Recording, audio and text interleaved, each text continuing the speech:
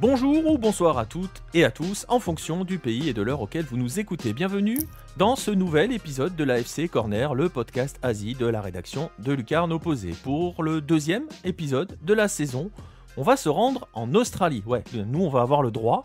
Et justement, on va pas parler de Djokovic, mais même si vous allez voir, il y a un thème commun. On va quand même parler de cette fichue épidémie qui est à nouveau venue frapper le pays et donc forcément, notamment, ce qui nous intéresse nous aussi, son football. Et qui dit football en Australie, dit le kangourou bondissant de la rédaction de Lucarne Opposé, Antoine Blanchet-Quérin. Salut Antoine, comment vas-tu ? Salut Nico, bonsoir à tous, ça va très bien et j'espère que toi aussi ça va. Ah bah écoute, moi ça va, hein, voilà, hein, je suis pas confiné, rien, ça va, j'échappe au Covid. Donc c'est passé, c'était derrière moi le confinement, donc ça va. Non, mais voilà, donc non, ça va, écoute. Voilà, on va justement parler pas mal de cette histoire de Covid. Il en a été beaucoup question ces derniers temps en Australie. Nous, on va pas parler de ça, on va pas parler des pseudo-polémiques, tout le monde qui se met dessus, mais on va parler justement des conséquences parce qu'il y a, comme partout, une nouvelle vague qui a frappé l'Australie, une nouvelle vague d'épidémie qui a frappé l'Australie ces derniers temps. Et justement, Antoine, avant de parler football, avant de nous lancer véritablement dans les conséquences de cette nouvelle épidémie, on va faire un petit point juste pour poser le contexte. Où est-ce qu'on en est dans cette pandémie de Covid-19 en Australie en ce début d'année et quelles ont été les dispositions prises par les autorités après l'arrivée de cette nouvelle vague ? On va recontextualiser parce que les chiffres d'un point de vue franco-français vont peut-être faire sourire. Mais l'Australie, c'est un très grand pays, géographiquement parlant, mais il n'y a que 26 millions d'habitants. Et par exemple, sur les 24 dernières heures passées, les nombres de cas, c'est 10 fois moins que chez nous. Par exemple, ils sont plus aux alentours de 45 000 cas journaliers. Et ils ont connu un pic qui est à peu près de 175 000 cas, début d'année, à peu près vers le 15 janvier. Et il y a eu donc ce fameux pic qui est arrivé.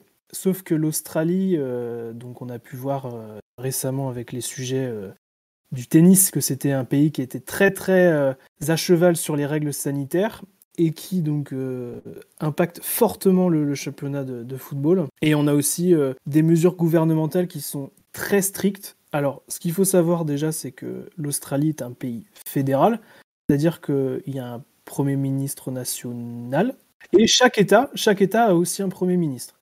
Donc, chaque État a des... donc, on ne va pas rentrer dans la politique complexe, mais on va juste dire, voilà, chaque État peut décider de fermer ses frontières comme si c'était un pays indépendant. Et en termes footballistiques, c'est ce qui impacte le plus les clubs et le championnat actuel, parce que à partir du moment où un État se referme sur lui-même, ça impacte tout le championnat.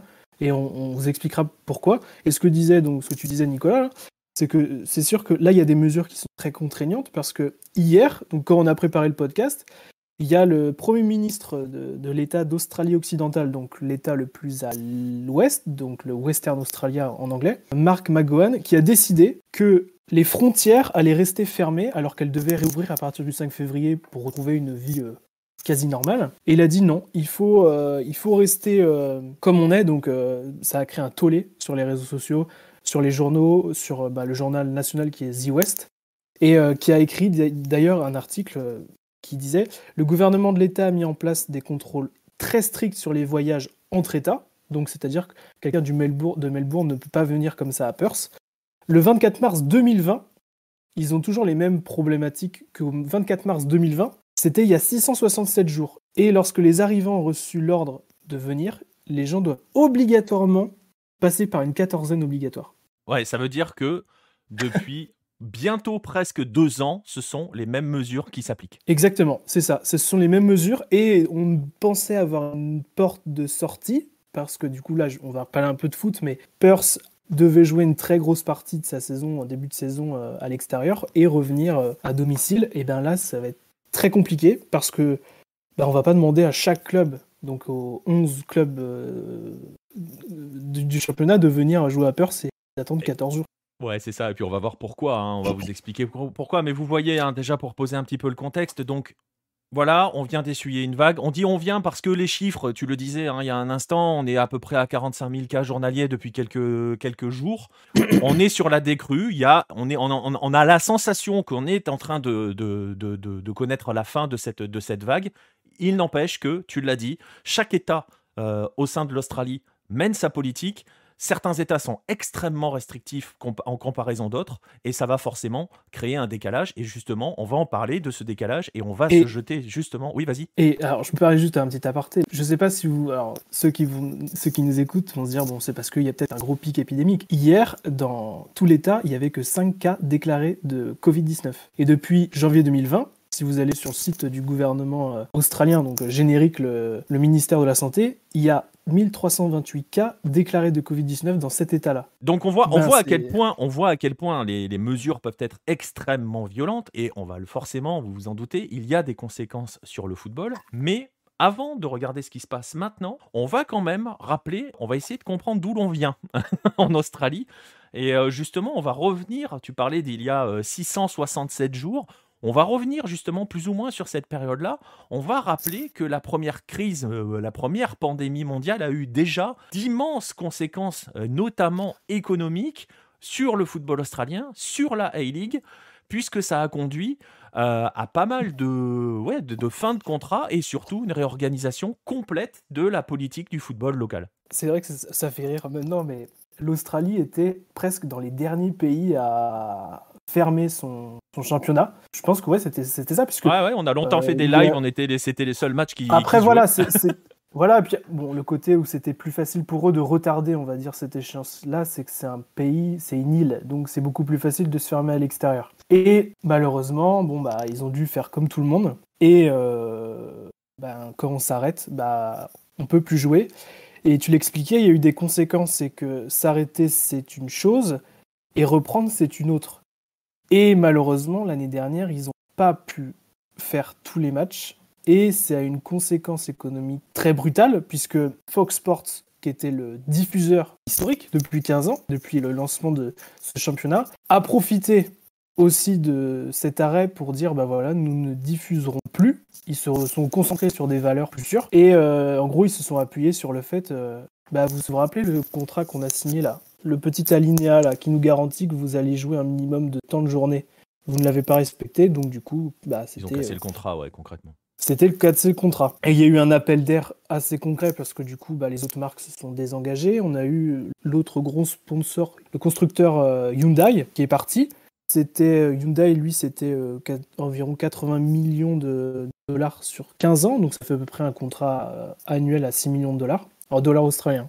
Tout accumulé dans le rapport financier qu'on a reçu, il y a un très joli graphique qui nous montre que les pertes sont estimées à 100 millions de dollars australiens. Donc c'est une conséquence à 23%, c'est ça, presque le quart, ils ont perdu le quart. Oh, c'est ça. Non mais il faut se rendre compte que c'est un championnat qui était déjà en difficulté, ça se regardait de moins en moins. Mais dans les metrics, donc en audience télé, le championnat féminin de cricket était plus regardé que le football. Donc il y a des gens, Fox Sports a fait un appel d'air pour que tout le monde parte. Aldi est parti, Aldi s'occupait des jeunes. Aldi est parti, Fox Sports est parti, et il fallait tout refaire. Donc après, ils ont tout réorganisé. Et les conséquences sur le terrain, parce que là on a un point de vue macroéconomique, mais les conséquences sur le terrain, c'est que le salary cap, qui était de 3,2 millions de dollars, est passé à 2,1 millions de dollars.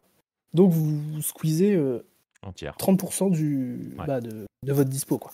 Tout en sachant que déjà, à l'origine, donc là, quand on parle de salary cap, vous voyez très bien de quoi on parle. On parle du salaire maximal que l'on peut donner à un joueur. Déjà, un groupe même. Un groupe, pardon, oui, puisque le salary cap, c'est à l'échelle du groupe.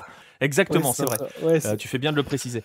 Mais alors déjà que l'Australie pesait pas très lourd, économiquement parlant, pour attirer des joueurs, on se rappelle que les meilleurs joueurs australiens, on les a vus partir en Thaïlande ou en Inde, donc voilà. Oui, là, c'est encore pire, puisque ce salary cap pour le groupe a baissé d'un tiers. Donc les conséquences sont multiples, et ce qui a provoqué, tu le disais donc, cette maxi-réorganisation du football local. Oui, voilà, ils ont tout réorganisé, c'est-à-dire que déjà, il y a eu James Johnson, donc qui a pris la présidence de la Fédération australienne, qui est quelqu'un du football.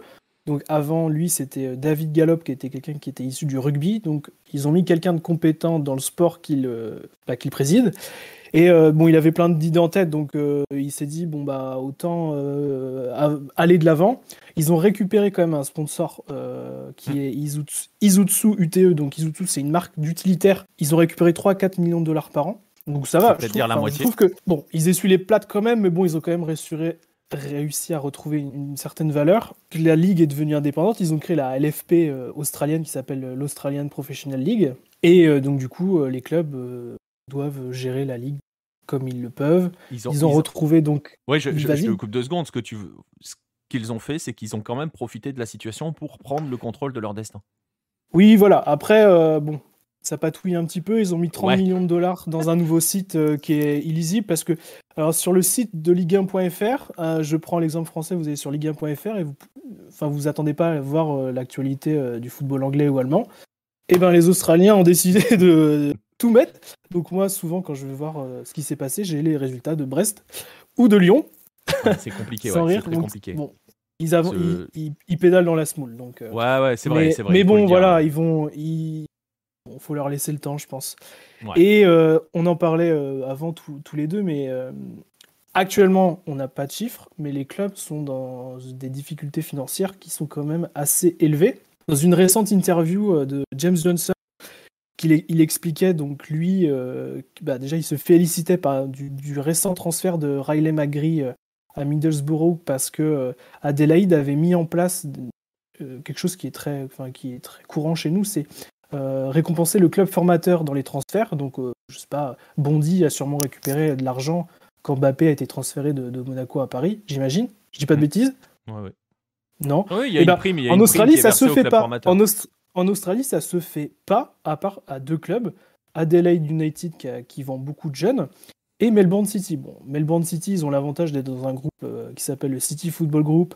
Ouais, ils sont à part. Pas l'histoire, mais bon, ils ont une avance certaine dans comment gérer le foot. Et James Johnson a aussi travaillé dans le City Football Group. Lui, son chef de bataille, c'est de mettre en place un système des transferts, parce qu'en Australie, quand un joueur passe d'un club à un autre, il n'a pas d'indemnité de transfert. Ouais. C'est-à-dire que le joueur part libre. Il arrive libre. Son contrat est rompu. Ils ont quand même mis en place des prêts. Donc, il y a certains joueurs qui partent en prêt. Et là, lui, il aimerait mettre en place quelque chose qui existait dans les années 90 en Australie, mais qui a été arrêté parce qu'il y avait plein de corruption. C'est un système de transfert comme en France, comme ce qui est connu. Comme ailleurs dans le monde, voilà, concrètement, comme partout dans le monde, en fait. Oui, si tu le dis, oui. Mais en tout cas, voilà. Et en ce moment, ça bloque. C'est quelque chose qui bloque parce que ce serait mettre en péril côté fermé de la ligue. Enfin, il y a beaucoup de sujets. Mais il expliquait que voilà, actuellement, les clubs, c'est un peu difficile. Et je rappelle, c'est qu'aujourd'hui, les Newcastle Jets n'ont plus de propriétaires. Donc, ce sont les 11. Alors, je pense pas que les 11 clubs le sont, mais je sais que les Wanderers le font. C'est les Wanderers qui payent actuellement les joueurs de Newcastle Jets. Ouais. Donc c'est un système un peu fou. On voit à quel point c'est précaire. On voit à quel point l'équilibre est fragile. Parce que là, pour le coup, l'équilibre est fragile. Et ça, ce sont les conséquences de pratiquement 2 ans de crise. On pensait qu'on allait enfin en sortir. Malheureusement, non. On vient de le voir. Nouvelle crise. Qui est venue aussi donc frapper le football australien. Et justement, est-ce que tu peux nous faire un petit peu la chronologie des événements, les chronologies des événements récents? Comment cette crise est arrivée comment cette pandémie est venue frapper le football australien? De plein fouet. Non, mais normal. Déjà, c'est vrai que la saison était très bien commencée. On a 6 matchs par journée. Voilà, ils avaient mis plus un petit multiplex le samedi matin. On pouvait voir 2 matchs. Et Omicron est arrivé. Et donc, je rappelle ce qu'on a dit avant, dans l'état donc, de l'Australie occidentale. Ils ont pu faire un match avant. Donc, le tout premier match, là où on a pu voir les 8 premières minutes de Daniel Sturridge, donc, qui a été transféré au Perth Glory. Et à partir, donc, c'était contre Adelaide United. Et à partir de là, on avait dit, comme on sait déjà que dans l'ouest du pays, c'est fermé, on avait demandé déjà à Perth et à Wellington Phoenix, qu'il ne faut pas oublier, qui sont de Nouvelle-Zélande. C'est comme si c'était un autre État. Enfin, je ne vais pas dire que... on va dire ça comme ça. Donc, c'est-à-dire que Perth devait jouer 8 matchs à l'extérieur, donc vivre 8 semaines en dehors de la famille, et Wellington, pareil, à peu près. Et ils devaient se retrouver donc à la date mi-janvier, si je ne dis pas de bêtises, le match de la réunification. Alors, il y avait tout un petit délire un peu sur Internet. C'était le match qui devait réunir les 2 États le pays et l'État qui devaient se réouvrir. Pas de bol. On a eu le premier mail le 16 décembre qui nous disait déjà, il y a un premier cas de Covid à Perth. Donc, on évoquait ça avant parce que c'est vrai que c'est quelque chose d'hyper compliqué parce qu'il y a eu un cas de Covid donc, à Perth. Et là, on a dit aux joueurs avant Noël, donc on est le 16 décembre, vous ne pourrez pas faire Noël avec votre famille, vous allez le faire en confinement dans une chambre d'hôtel. Pour Donc, un cas. imaginez On rappelle bien pour un cas. Bah, à l'époque, c'était un cas. Déjà à l'époque, c'est un cas. Un cas contamine, entre guillemets, potentiellement 25 personnes. Enfin, ils n'étaient pas 25 dans le groupe pro, parce qu'il y en avait certains qui étaient restés à Perth. Mais mentalement, vous êtes joueur de foot et vous vous dites... on va y revenir sur l'aspect mental. On va y revenir, mais voilà. Et ça a été une accumulation de un match, 2 matchs, puis on passe où les journées sont réduites à aucun match ou au maximum 2 matchs. Et ça devient très compliqué. Et encore aujourd'hui, là, demain, vous regardez, il y a un match. Il y a un match au moment où on enregistre. J'étais en train de me dire. Non, c'est ça. Il y a encore. Mais non, il y a un match. Il y a Brisbane qui joue. Mais voilà, justement, tu l'évoques. On va les aborder, ces conséquences directes sur le championnat. On va commencer par les premières. Alors, tu le disais, tout ça passait bien. On a eu 5 journées tranquilles. C'était bien. On avait 6 matchs par week-end. On pouvait même profiter des multiplex. On pouvait même profiter des matchs en direct sur la chaîne YouTube quand ils n'avaient pas oublié. Donc, c'était parfait. Et ce week-end, par exemple, là, au moment où on enregistre, ce week-end, ce devait être la 11e journée. Sauf que, les 5 journées qui viennent de précéder notre week-end, on n'a joué que 6 matchs sur les 30. Et tu l'as dit, ce week-end, il n'y a qu'un seul match qui va se jouer. Donc, concrètement, on se retrouve déjà, au moment où on enregistre, avec 29 matchs qui ont été reportés. Et donc, un gros problème qui va se poser au niveau du championnat, au niveau de son organisation et au niveau de sa lecture, Antoine. Bah, complètement. Il faut se rendre compte, que tu viens de dire, 30 matchs où trouver des dates, quoi. C'est tout ça. En sachant que Perth ne peut pas jouer à la maison, que Wellington, pour l'instant, ils sont en Australie. Et tu le disais, les conséquences sont énormes. Alors, ils l'ont déjà fait l'année dernière, c'est qu'ils avaient fait main basse sur la Ligue des Champions. Ouais. C'est-à-dire la conséquence de la Ligue des Champions. Donc, on avait écrit sur Lucarne Opposée que la compétition démarrait en mars. Mais le problème, c'est que déjà, rien qu'en termes calendaires, les matchs de la Ligue des Champions écrasent des matchs du championnat. Ou inversement. Oui, surtout qu'en plus, alors ça on l'a déjà parlé dans un autre podcast sur l'organisation de la Ligue des Champions, on vous le rappelle si vous ne l'avez pas écouté ou si vous n'avez pas l'habitude, il faut quand même le rappeler, la Ligue des Champions se joue sur des hubs, se joue aussi dans des bulles, donc ça veut dire qu'il faut vraiment partir pour une durée, et on va jouer un nombre de matchs totalement dingue, enfin bon voilà, c'est un autre débat, mais quand Antoine dit ça écrase le championnat, ça l'écrase vraiment, c'est-à-dire que ça ne se chevauche pas, c'est-à-dire que les joueurs, les équipes qui doivent jouer la Ligue des Champions sont obligés de partir, jouer sur un hub pendant plusieurs jours. Donc ça, c'est un vrai problème qui va s'ajouter à tout cela. C'est ça. Alors imaginez, comme dit Nicolas, le hub. Très bien. Notre club, on va prendre Melbourne City qui est qualifié en phase de groupe. Même ceux qui vont... Alors on ne connaît pas encore les identités des autres qualifiés. Il faut attendre la finale de la Coupe nationale. Ils vont y aller. Ils font leur match, ils reviennent. 14 jours d'attente. Fois potentiellement 3 clubs. Donc vous minez le championnat. Plus Wellington et Perth qui ne peuvent pas jouer à domicile.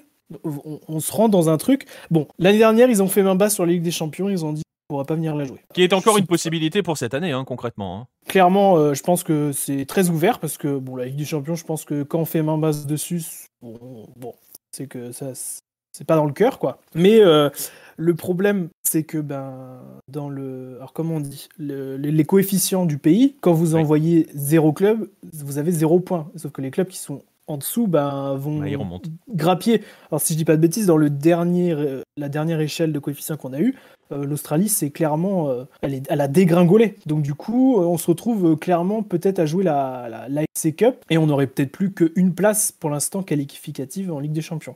Déjà, l'Australie est passée. On ne sait pas trop parce que deux équipes. Déjà, l'Australie est passée avec 2 équipes qui arrivent au premier tour. On a qu'une seule équipe qualifiée pour la phase de groupe. Est-ce qu'on va avoir pour l'instant, on ne sait pas, mais est-ce qu'il y aura des pénalités parce que l'année dernière ils n'y sont pas allés. Enfin, on ne sait pas trop. Histoire qu'on se perde pas trop. Championnat, voilà, c'est ça, qu'on revienne sur le championnat, qu'on se perde pas trop sur la Ligue des Champions. Donc, on a quand même 30 matchs qui sont pas joués, 29 pour l'instant, mais on sait très bien qu'il va y en avoir d'autres au fur et à mesure des semaines. On fait comment là en championnat? Ils vont faire comment? Ils avaient fait comment la dernière fois? L'année dernière, ce qu'ils ont fait, c'est que ils les ont pas joués. Ils peuvent pas étirer le championnat, ils les ont pas joués. Et du coup, cette année, on s'est dit peut-être qu'ils vont trouver autre chose. Greg O'Rourke, donc qui est le chef des 3 ligues, donc la ligue masculine, féminine et jeune, a dit que clairement, sur la table, c'était possible que le championnat soit coupé, c'est-à-dire qu'ils vont arrêter peut-être avant, quoi. Le seul problème, c'est que, je rappelle en début de podcast, qu'est-ce qu'on disait dans l'ancien diffuseur? Il a dit, mais si vous jouez pas un nombre suffisant, le contrat, bye bye. Et cette année, ils sont diffusés par Paramount. Alors, c'est exactement comme Amazon Prime, c'est-à-dire que vous allez sur. C'est pas une chaîne télé. Donc, peut-être que Paramount va dire, bah oui, mais nous, on avait garanti, 20 matchs, vous en avez joué que 19, donc hop, ristourne. Ouais. De toute façon, ils demanderont forcément une ristourne parce qu'ils Forcément. joueront moins de matchs que ce qui est prévu. Et derrière, la Ligue des champions asiatiques, pour être éligible, il faut avoir un minimum de 27 journées. Comment on fait? Je pense que c'est. Alors, moi, je pense clairement que la Ligue les compétitions club continental, c'est leur dernier des soucis. En termes national, aujourd'hui, le classement est illisible. Je vous invite à regarder le classement. C'est impossible à lire parce que, mathématiquement, Adelaide United a 8 matchs dans les pattes. Il est 7ème. Perth en a 5 et dernier. Central Coast est 5ème avec 5 matchs. Donc si vous faites les plus 3, le 10e peut très bien être premier. Il n'y a pas de... Là, actuellement... On va revenir juste après, mais là, les joueurs, ils veulent juste jouer. Et je pense que même le championnat n'intéresse pas. Enfin, ils veulent juste de jouer et trouver un peu de stabilité sociale et sportive. Exactement, justement, on va les aborder, les joueurs. On va faire un petit rappel pour quand même expliquer pourquoi on en arrive là. C'est quelque chose qu'il faut quand même que l'on vous pose pour que vous ayez bien à l'esprit pourquoi il y a autant de matchs reportés par week-end. Parce que les règles, on parlait de contraintes énormes qui sont mises en place par certains États, mais par la Ligue professionnelle aussi. Parce que les contraintes pour les conditions qui conduisent au report d'un match sont quand même beaucoup plus forte qu'en France, par exemple, pour rappel, on l'a vu, ça a agité les débats ces dernières semaines, surtout si vous êtes des supporters de Bordeaux. On voit qu'en France, et encore ça a été allégé encore, il faut avoir au moins 11 joueurs indisponibles pour demander le report d'un match sur une liste de 30 joueurs envoyés à la Ligue en début de saison. Ou alors ne pas avoir de gardien, enfin bref, voilà. Mais gardez bien en tête le chiffre 11 joueurs indisponibles pour demander le report.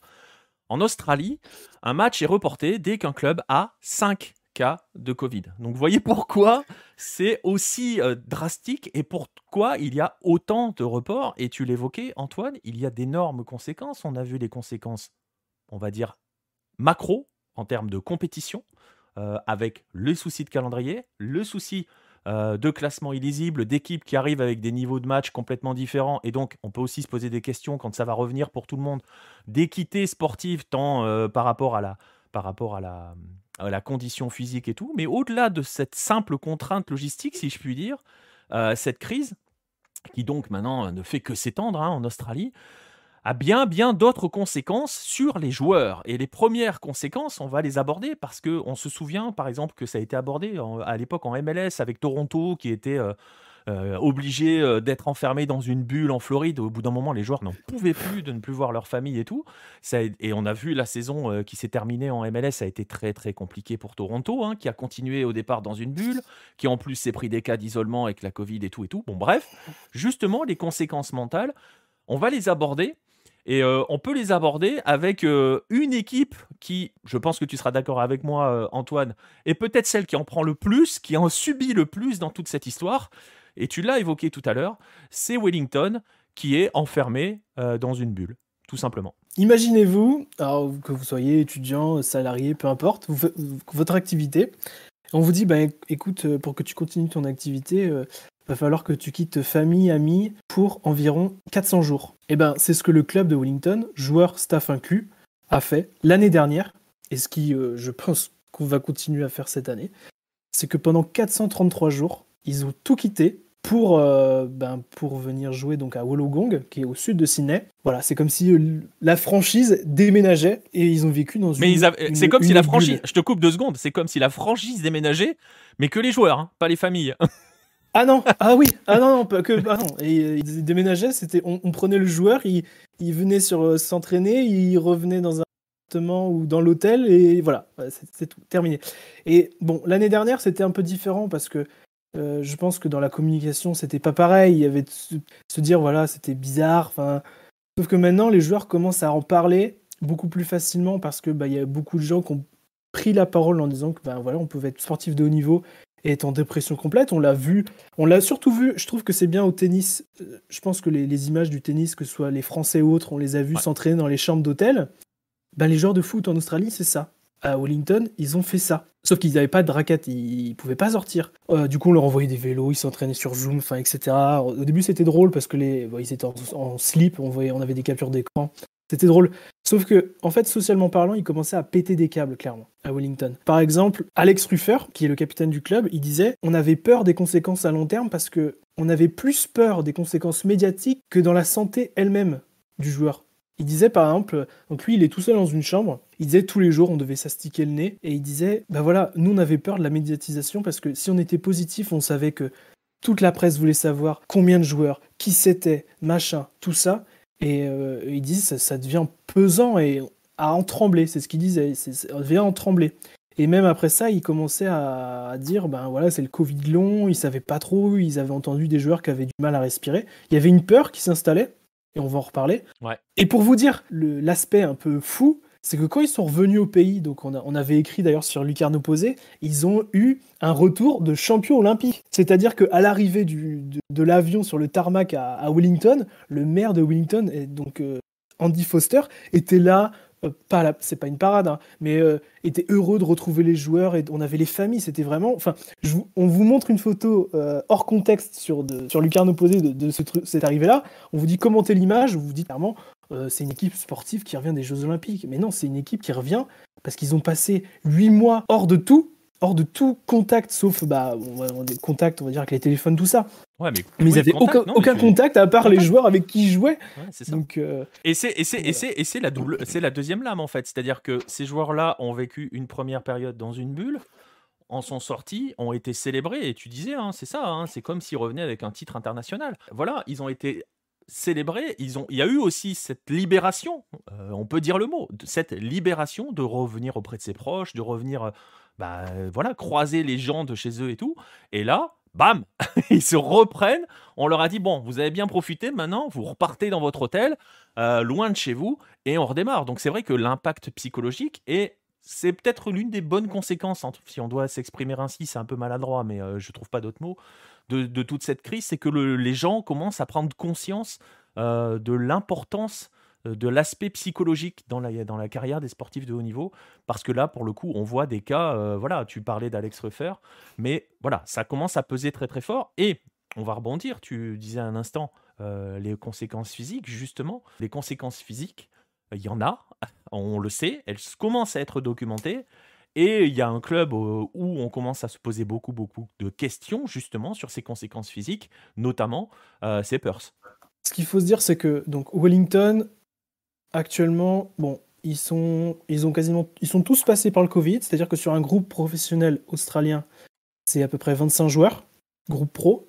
Donc c'est là où on peut relativiser la règle des 5 cas positifs qui reportent le match.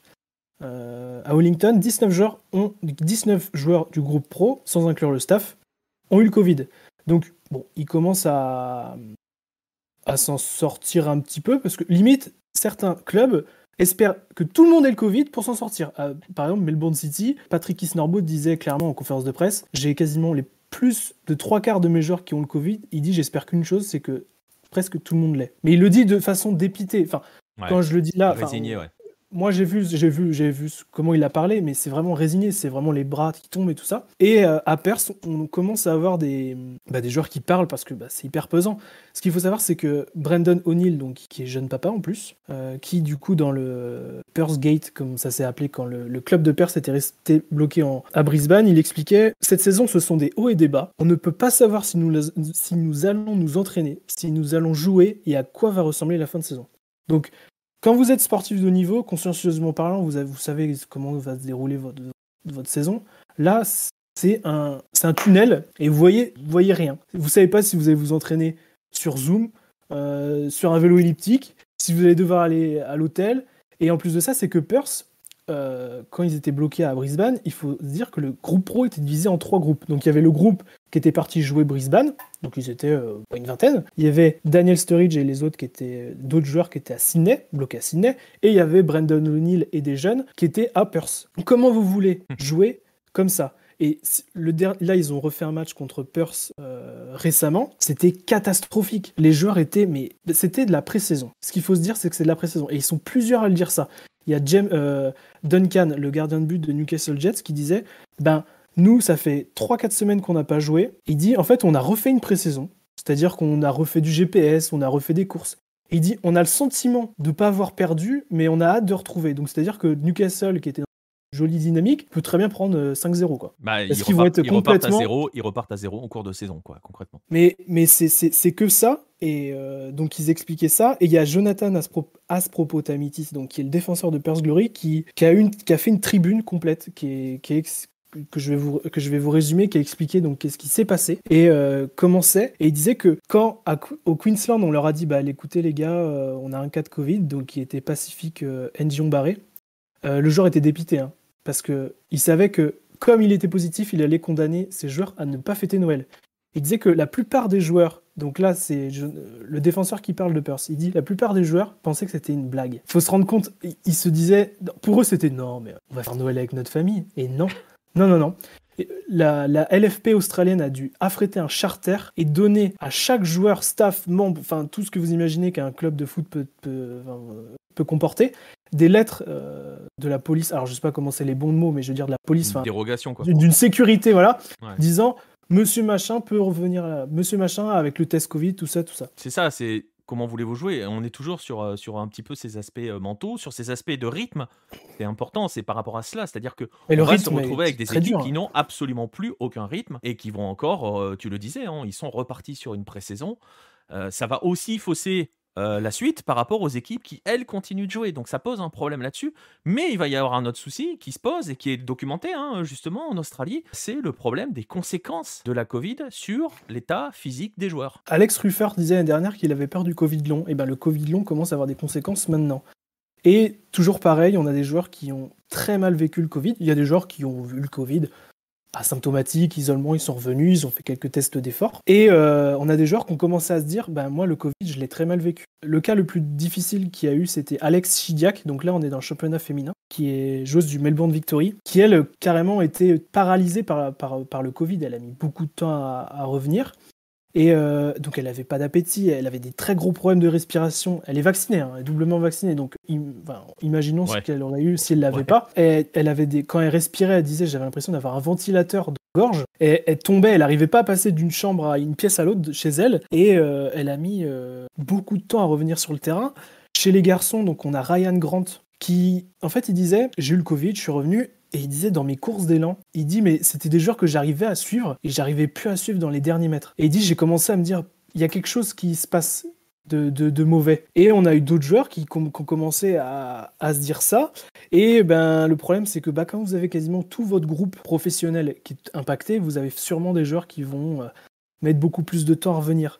Et d'ailleurs, il y a Andrew Clark, donc, qui est le responsable, alors en anglais c'est Sport Science, je ne sais pas comment on pourrait le traduire en français. Il travaille, ça fait 3 ans qu'il travaille donc pour la sélection australienne, et il expliquait qu'il y a une perte entre 5 et 10% des pleines capacités d'un joueur professionnel après le Covid, des statistiques il a monté, et qu'il y avait tout un processus intense à faire, et que lui, selon ses statistiques, il faudrait 14 jours pour reprendre l'entraînement, c'est-à-dire le joueur revient sur les terrains, il sort de confinement. Pour qu'il arrive à 100%, c'est 14 jours. Donc c'est 2 journées en moins. Et on rappelle, j'en profite pour rappeler que, par exemple, en France, la procédure de reprise a été allégée. Elle était de 18, elle est passée à 13. Donc on est en dessous des 14 jours que Andrew Clark préconise, basé sur son travail. C'est ça. Oui, après, voilà, c'est son travail. Et il y a, par exemple, Ufuk Talay, donc, qui est l'entraîneur du Wellington Phoenix, qui lui disait pour des cas comme ça, il faudrait que tous les clubs travaillent ensemble, fédération comprise, et je pense qu'il a dû entendre ces mots-là d'Andrew Clark, et du coup, il a envoyé une bouteille à la mer pour que toutes ces données soient mises ensemble pour il explique bien, pour le bien-être des joueurs, pour pas briser, je sais pas, parce que, comme disait Andrew Clark, il y a le Covid, sur certains des cas qu'il a vus, il y avait des lésions cardiaques et des lésions respiratoire. Il a remarqué qu'il y avait sur certains joueurs, alors est-ce qu'il parle de la sélection ou pas, on ne sait pas trop, il garde le secret médical, mais il explique que là où il a eu le plus de problèmes, c'est dans l'oxygénation des muscles. Enfin, il explique pas, mais il dit dans l'oxygénation dans son ensemble. Donc il faut s'imaginer, si tous les groupes de joueurs sont tous contaminés, il y en a sûrement certains qui vont passer à la trappe, qui vont avoir du mal. Et quand on a l'exemple de Alex Chidiac, donc, qui a 23 ans, qui joue au Melbourne Victory, qui a été très malade, et Ryan Grant, qui a été un des premiers à avoir le Covid, même lui, qui est bien revenu, il le dit, j'ai encore du mal à faire les 5-10 dernières mètres sur une course à forte intensité. Ouais, on le voit, ça aura des Donc, conséquences. et donc du coup, ça revient avec les points qu'on a dit. Derrière un club qui est, on va dire, un outsider, peut être miné par le Covid et inversement. Ouais, et en plus, Donc, ça vient s'ajouter à tout ce que l'on disait tout à l'heure, c'est-à-dire toute la problématique. Vous voyez à quel point la tâche va être compliquée, c'est-à-dire que ces problèmes-là qui commencent à être documentés, et on comprend les propos de Talay qui veut que tout le monde compile les données, forcément, c'est de l'épidémiologie de base, c'est-à-dire que plus on a de, plus l'échantillon est large, plus les conclusions sont solides, et plus on peut aussi appliquer derrière des choses communes pour essayer de réparer cela. Vous avez ces problèmes-là purement liés à la Covid, et vous allez cumuler le rythme, un calendrier qui risque d'être surchargé quand on va reprendre, etc. etc. Et on l'a vu aussi, les problèmes de joueurs à redresser sur le plan mental parce que ça devient compliqué. Donc on le voit, ouais. cette nouvelle crise qui ne lâche pas, le football australien malheureusement continue de faire des dégâts. Et on va juste aborder cela pour conclure ce podcast, Antoine. Il y a une dernière conséquence, et c'est la sélection. Forcément, oui, ouais. une sélection qui n'est pas forcément super bien engagée dans les campagnes de qualification. On rappelle qu'au moment où on enregistre, l'Australie est 3e, donc pour l'instant, elle est barragiste de sa zone. Il reste 4 matchs à jouer. Prochain rendez-vous d'ici dans une semaine sur la prochaine fenêtre FIFA face au Vietnam. Et ensuite, avec un match face à Oman. Comment ça se passe pour Graham Arnold? Comment il arrive à faire sa sélection, lui qui a déjà du mal? Oui, alors déjà du mal. C'est-à-dire que c'est compliqué pour l'Australie parce que ils ont fait un tour donc le tour numéro 2, parce qu'il y a 4 tours pour se qualifier. Donc c'est surtout le 3e tour que l'on joue actuellement qui va qualifier l'ensemble des clubs. C'était passé facilement parce que la compétitivité était très facile, 8 matchs, 8 victoires, une trentaine de buts inscrits, 2 buts encaissés. Sauf que là, on joue contre l'Arabie Saoudite, le Japon. Et il y a un peu plus de difficultés, et dans la difficulté sportive s'ajoutent les difficultés Covid. Alors d'un point de vue européen, c'est beaucoup facile parce que les joueurs jouent globalement tous en équipe de France. Est-ce qu'il y a un joueur qui joue autre qu'en Europe? Non. Je crois pas, non. Faut s'imaginer qu'en Australie, ils jouent un peu partout dans le monde. On va avoir des joueurs en Chine, je prends le cas d'Aaron Moy. On va avoir des joueurs au Japon, je prends l'exemple d'Adam Taggart qui est l'attaquant. On va avoir des joueurs qui jouent aux États-Unis avec Brad Smith à Seattle. On va avoir des joueurs qui jouent en Angleterre, en France pour Denis Genro, etc., etc.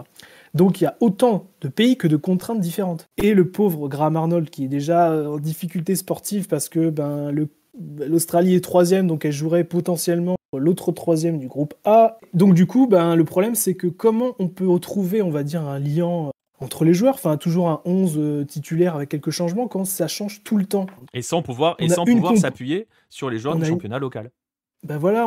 C'est ça, c'est ce qu'on avait écrit, c'est ce que même lui a dit. Il dit, moi j'aimerais bien pour tout le potentiel que j'ai en face de moi. Parce que des fois, il doit jouer avec les extra australiens, donc en dehors du pays. Des fois, il peut les prendre, des fois, il peut pas les prendre. Sauf que s'il les prend, ces joueurs-là doivent avoir une 14e obligatoire. Donc il faut s'imaginer que Ryan Grant n'a pas joué les débuts de saison. Ils l'ont envoyé à Hibernian en Écosse s'entraîner pour qu'il puisse jouer les matchs de qualification. Non mais il faut vous rendre compte, c'est comme si on disait à Mbappé, écoute Kylian, est-ce que tu peux aller à Vancouver ouais, c'est ça, t'entraîner parce que nous on a un match important à jouer. Le parallèle c'est hyper compliqué, et du coup le problème qu'il a, c'est que il n'a pas le 11 titulaire, c'est-à-dire que Aaron Moy il est de retour, là il peut venir parce que donc la Chine, le championnat est terminé, il est là, mais avant il pouvait pas venir, sauf que Aaron Moy c'est un des milieux, on va dire, c'est un des éléments clés en puissance, du milieu, ouais. Voilà, un des éléments clés, donc vous faites ça, vous faites avec, vous faites tourner, puis il y a aussi les blessés, les choses normales, les blessés, tout ça. Awer Mabil, par exemple, qui était quelqu'un qui était tout le temps titulaire, il joue plus du tout, il a un Covid qui a du mal à passer, plus je pense qu'à Midtjylland, il est peut-être passé plus dans la hiérarchie. Donc vous avez ça aussi à prendre, et la sélection, c'est difficile parce que là, pour l'instant, on n'est pas qualifié, virtuellement, on n'est pas qualifié à la Coupe du Monde. Vous avez un 11 contre le Japon, vous avez un 11 différent contre contre l'Arabie Saoudite. Après, vous avez un 11 différent contre la Chine. Et en plus de ça, les attaquants, par exemple, nous, je sais qu'on a vu tous les deux le match, mais la façon de jouer est hyper compliquée en fonction des joueurs avec qui il met. Non, mais après on comprend. Enfin voilà, mais le Covid pourquoi est c'est compliqué. Il peut pas travailler, ouais. il peut pas construire son équipe.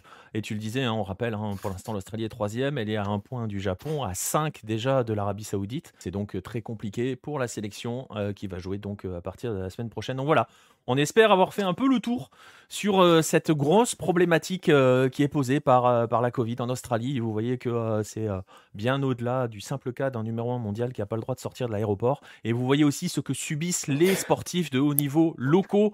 Et vous comprenez aussi pourquoi peut-être ça a posé autant de problèmes dans l'opinion publique et pas que en Australie, cette affaire Djokovic, même si on n'est pas là pour en débattre. Mais voilà, merci Antoine de m'avoir accompagné sur ce podcast. Merci à toi et merci à tous de nous avoir écoutés. Et puis on va en rester là donc pour ce podcast. Je vous encourage bien évidemment comme d'habitude à nous suivre sur les différents réseaux sociaux, à venir y interagir avec nous, notamment sur notre Discord. Je vous encourage également à consulter notre site lucarne-opposé.fr pour y lire les dernières actualités de la planète Hello, mais aussi prendre le temps de vous cultiver entre 2 matchs. N'hésitez pas enfin non plus à vous abonner à nos différentes chaînes, et notamment notre chaîne YouTube. Laissez des petits pouces bleus, des commentaires et tout, on sera ravis d'y répondre. Et si vous voulez véritablement nous soutenir, c'est-à-dire financièrement et concrètement, vous pouvez vous offrir nos magazines. Le 17e est disponible à la vente, mais tous les numéros sont encore disponibles.